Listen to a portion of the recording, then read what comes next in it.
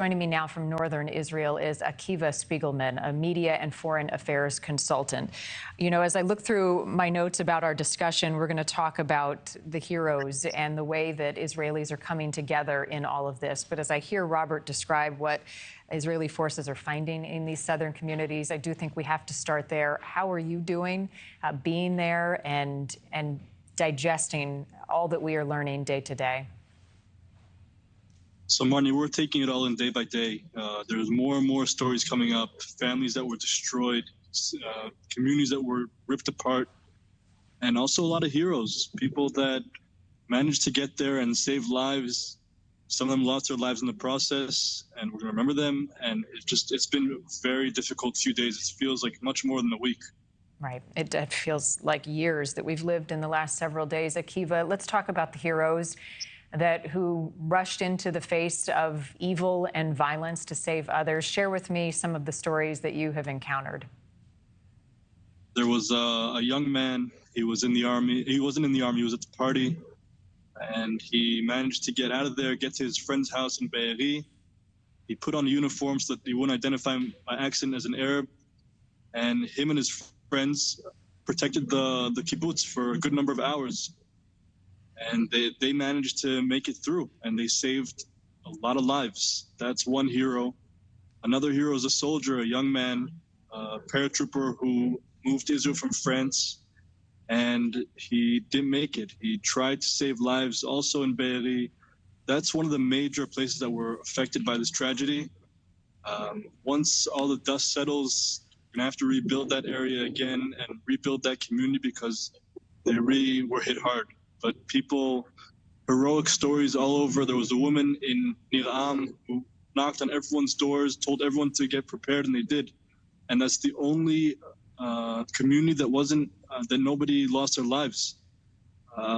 Many, many lives were saved. And it's really, we're going to hear more and more in different cities, different areas, people who ran down to save their children, save their friends. We all know someone who was affected by this. We all know somebody, unfortunately, at this point, who passed away, was killed.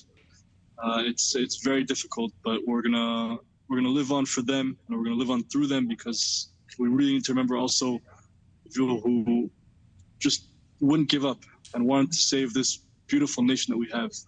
Wouldn't give up and won't give up. Angels among us. There is a newly formed Israel emergency government now in place, bringing essentially together two opposing political sides. What is that doing to unite the people of Israel in this moment? It's huge. People from all walks of life have dropped everything they're doing to provide, whether it's food, accessories, assistance, medical assistance, anything that they can, just to bring this country back together. And having a unity government is the final, I want to say straw, but on the other way, that it's finally something that everyone can say, we're in this together, we're going to fight this together, and we're going to win. We heard within the last several hours the United States pledging again to stand with Israel for as long as it takes. What does that mean to you to hear? President Biden's address is historic. What he said the other night, it brought tears to our eyes.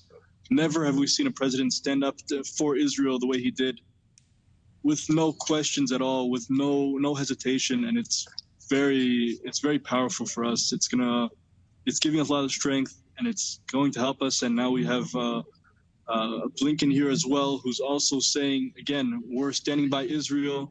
What happened was atrocious, and we're going to defend Israel at all costs, and we appreciate that to no end. You have military and combat experience as a medic. I know you had joined the IDF reserves to contribute to the nationwide vaccine effort. Where are you now, and what is your plan in the days ahead? Right now, up north. I was called up here. My plan is to do anything I can to make sure that we can get over this tragedy and finally change what's going on here. It is important to note there are still rockets being fired nonstop towards Israel, central parts of Israel as well.